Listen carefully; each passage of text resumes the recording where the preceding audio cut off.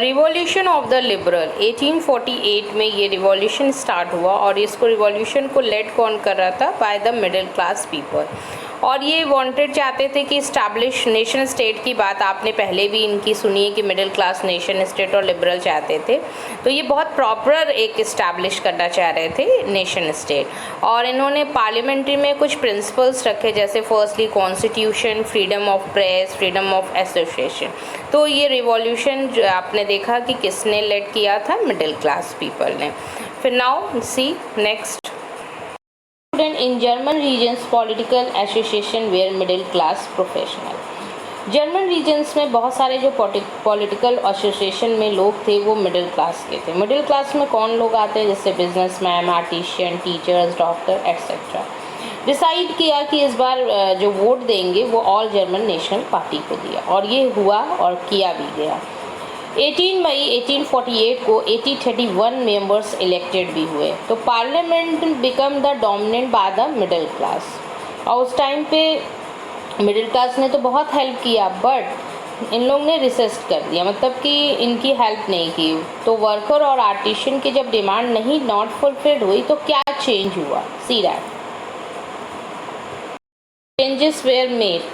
Firstly, serfdom and bonded the labor was abolished. जब monarchy का system आया फिर से तो इन्होंने सोचा कि हमारे ऊपर खिलाफ ना हो जाए, तो इन्होंने कुछ अच्छे काम किए। क्या? Serfdom and bonded the labour was abolish किया और granted autonomy to the Hungarians.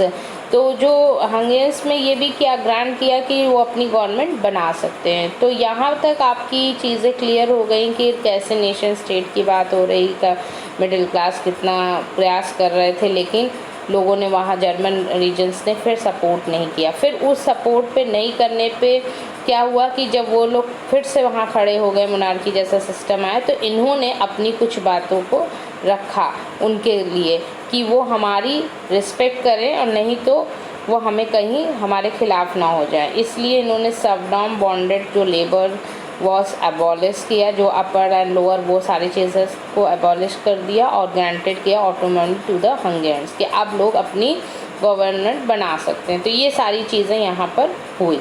Now see next. का तो सपोर्ट नहीं हुआ, लेकिन जो जर्मन रीजन्स में जैसे मोनार्की सिस्टम फिर आ गया था, तो इन्होंने ये सोचा कि अगर हम इन्हें परेशान करेंगे तो ये मेरे खिलाफ खड़े होंगे, तो इन्होंने कुछ चेंजेस किया। तो फर्स्ट चेंजेस क्या किया स्टूडेंट कि serfdom and bonded the labour was abolished किया, मतलब अपर लोअर ये सारे सिस्टम को इन्होंने एबॉलिश कर दिया और ग्रांटेड किया ऑटोनॉमी टू द हंगेरियंस, मतलब जहाँ की गवर्नमेंट है वो अपनी गवर्नमेंट को मतलब बना सकते हैं, उसमें भी फ्रीडम लाई।